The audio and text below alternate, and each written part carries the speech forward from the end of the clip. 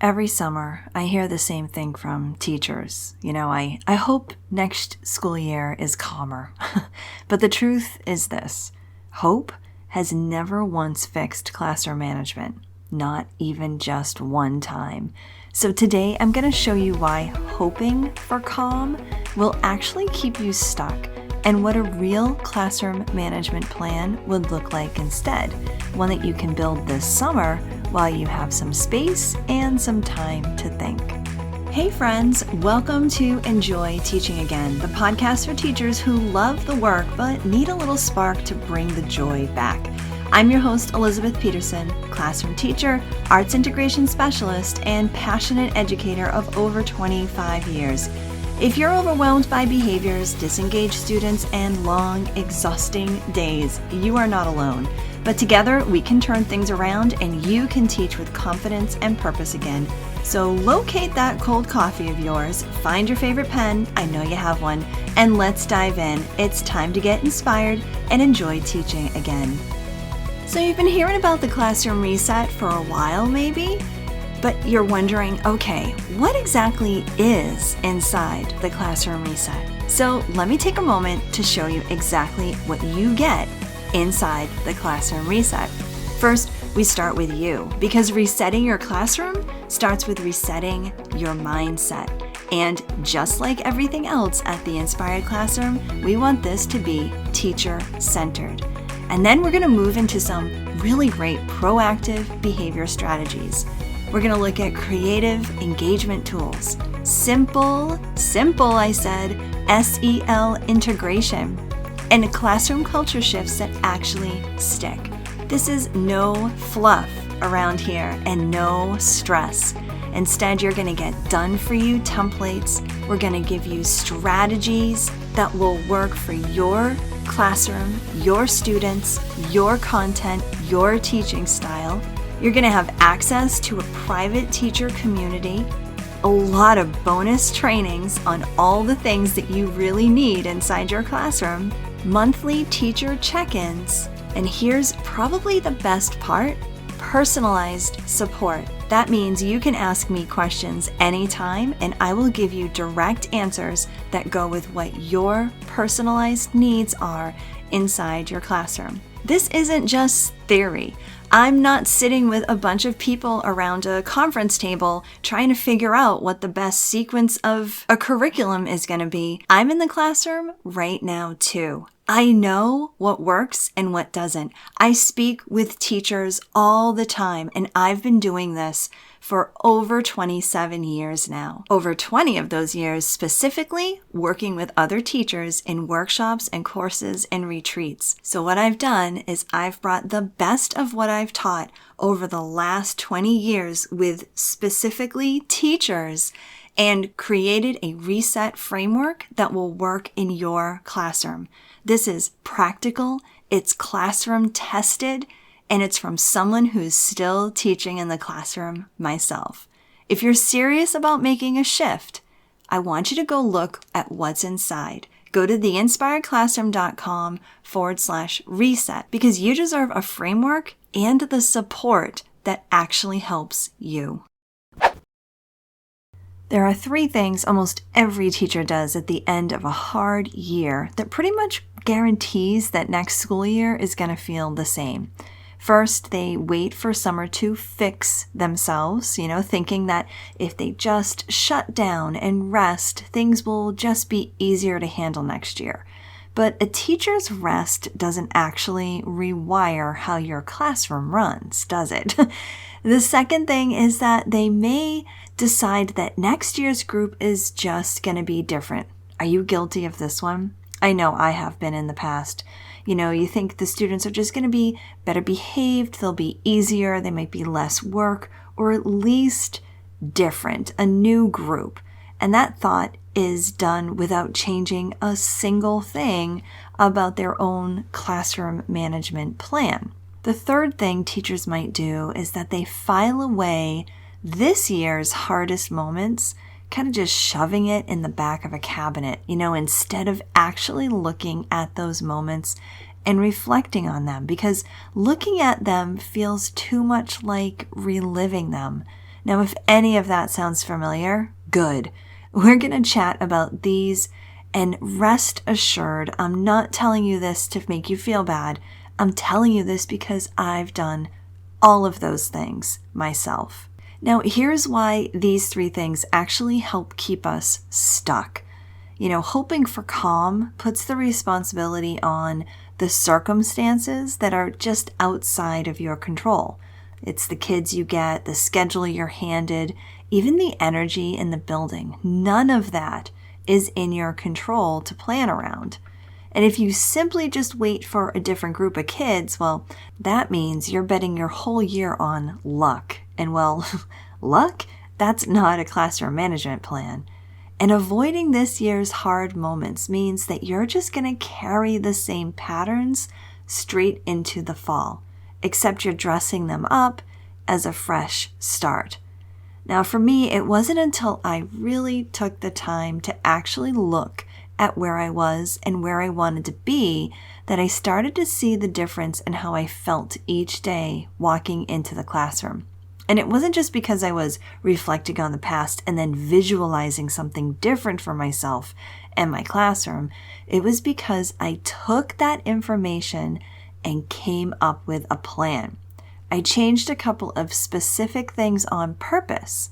It was a reset plan, decided in advance, not discovered halfway through October when things were starting to fall apart. So here's what to do instead of hoping and leaving things to chance. And this connects directly to something that I keep coming back to here on the podcast, and that is your classroom's tripod. 3 legs: connection, regulation, engagement. A classroom management plan isn't just a list of things or strategies to try, or even a bunch of consequences that you'll stick with. It's a decision about which leg needs your attention first. It's a decision made now while you have the time and the space to really see things a little bit more clearly. And if you want help figuring out the exact steps you need to take to work on all 3 of those tripod legs, connection, regulation, and engagement inside your classroom, I want you to join me this summer for my Classroom Reset Challenge. This is 3 days, 1 hour a day, completely free from July 21st through the 23rd. We're going to work on improving student behavior. We're going to work on how to actually prevent burnout and creating a classroom that you actually love without overhauling everything that you already teach, because we know we can't exactly do that. We're going to look at how to really interweave and integrate a plan that's going to really change how you look at your classroom.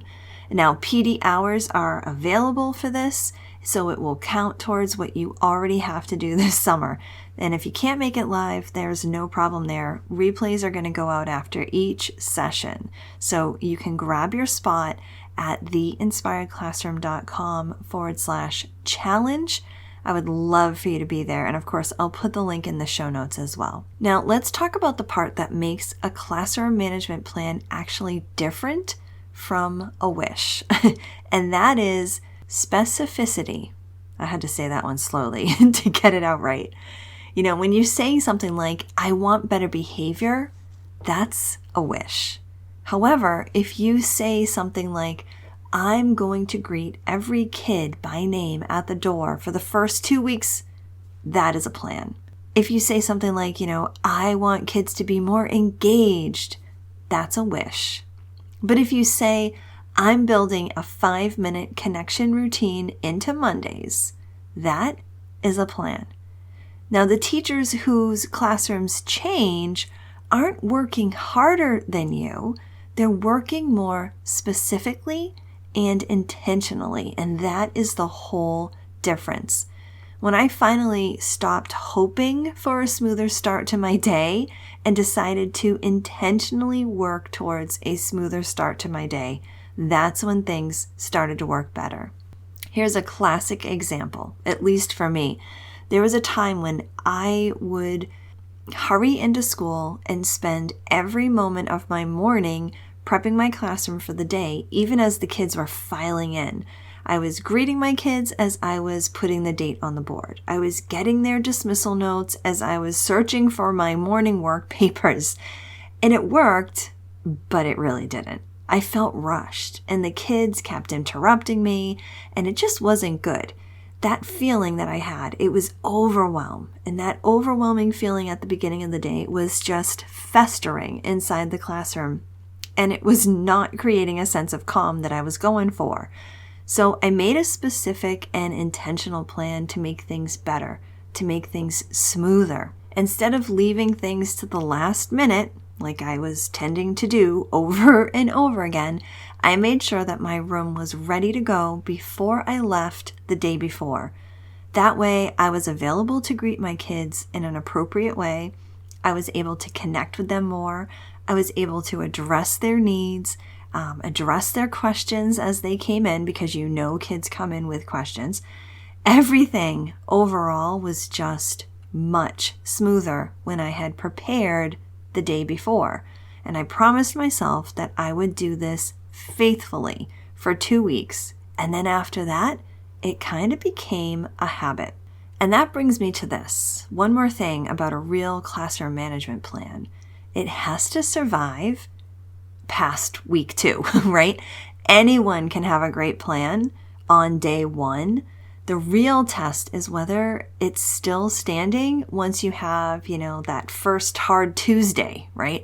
The day a lesson falls apart, or the day a kid pushes every button you have and you're tempted to just throw out your plan and just start reacting to things.